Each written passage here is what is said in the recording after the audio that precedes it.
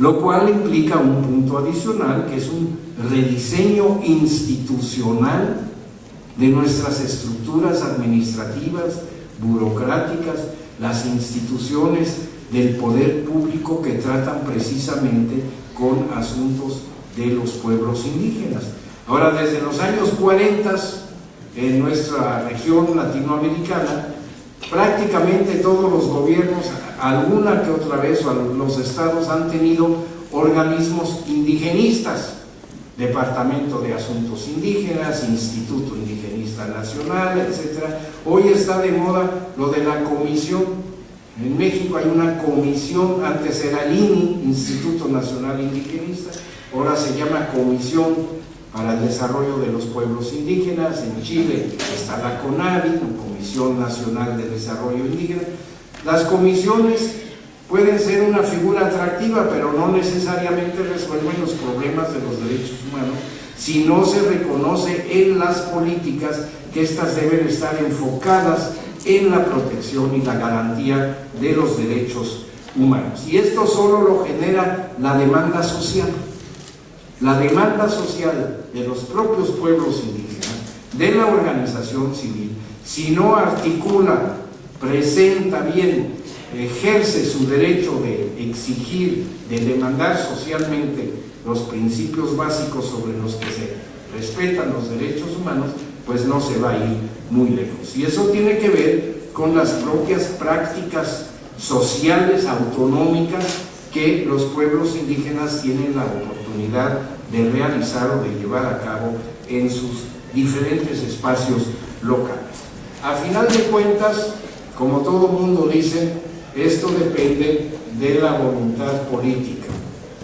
Y ahí yo les quiero contar una anécdota, no sé si tenga yo todavía un poquito de tiempo adicional, pero como comencé muy tarde, pues entonces me permito tomarla. Cuando estuve en Guatemala como relator especial hace 8 años, lo primero que me dijo todo el mundo con los que hablé, dice, aquí no hay voluntad política. Pero me lo dijeron todos, me lo dijeron los miembros del cuerpo diplomático, me lo dijeron los funcionarios de la ONU, me lo dijeron todas las ONGs, me lo dijeron los propios pueblos indígenas y las comunidades, y hasta me lo dijeron los funcionarios y también los magistrados del Supremo Tribunal y los operadores de justicia. Todo el mundo dijo, se hablaba sobre todo con respecto a la implementación de los acuerdos de paz, ¿no? Decía, no hay voluntad política. Y entonces al final de mi visita tuve un encuentro con todo el gabinete del presidente de la República, encabezada la reunión por el vicepresidente, porque el señor presidente se hallaba fuera del país en ese momento, y estaban realmente todos los ministros, y yo hice un pequeño resumen de mi informe. Bueno, no estaba redactado el informe, pero de las impresiones preliminares de mi visita entonces a Guatemala, y luego se hizo un silencio porque un poco como que pues no sabían muy bien qué decir, y entonces yo le dije al señor vicepresidente si le podía yo hacer una pregunta, y pues claro, dijo que sí. Entonces le dije, bueno, desde que llegué todo el mundo me dice que aquí no hay voluntad política, ¿no? Hablando de los derechos de los indígenas, de la implementación de los acuerdos de paz, etcétera, etcétera, etcétera, ¿no? Entonces yo le quiero preguntar, le digo, si en algún lugar debe haber voluntad política es alrededor de esta mesa. Entonces, ¿qué me dice usted de esto, señor presidente? Entonces me quedó viendo una fracción de segundos que se me hicieron muy largos, y luego me dijo, ¿sabe usted, relator? Tienen razón. Así que desde la más alta fuente yo me enteré que el gran problema entonces, bueno, estoy hablando desde hace 8 años, era otra administración, era otro gobierno, otros personajes, ¿no? Me decían, pues, no había voluntad política. Vuelvo aquí 8 años después y me pregunto si hay o no hay esa voluntad política. Si esa voluntad política desaparecida, como en las novelas, el extraño caso de la voluntad política desaparecida. Es decir, ¿dónde vamos a encontrar la voluntad política si no hay voluntad política?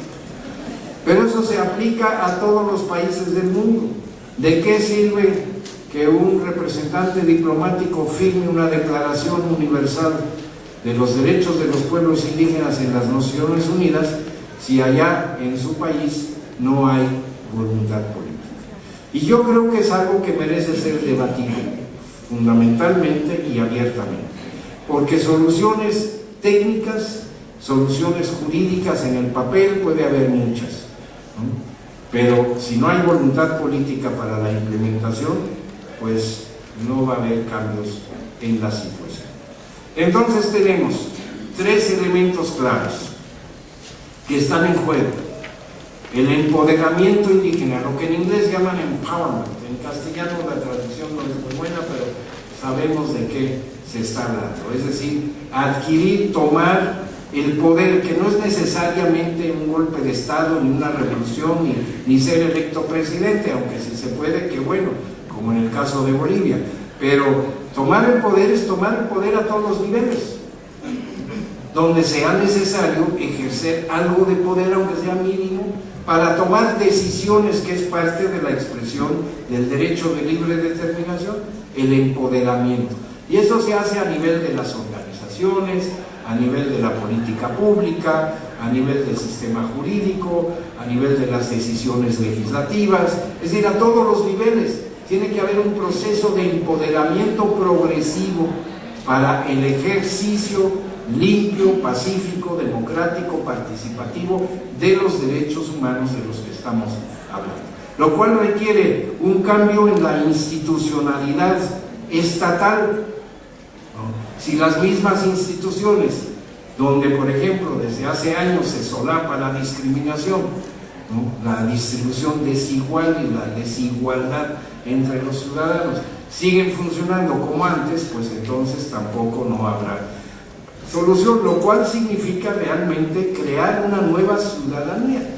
Y la ciudadanía es participación, más responsabilidad, más, ahí está otra vez la palabrita, la voluntad política. A largo plazo no hay soluciones a corto plazo. Entonces, bueno, con esto yo termino, pero porque ya me extendí demasiado, ya se pasó la hora.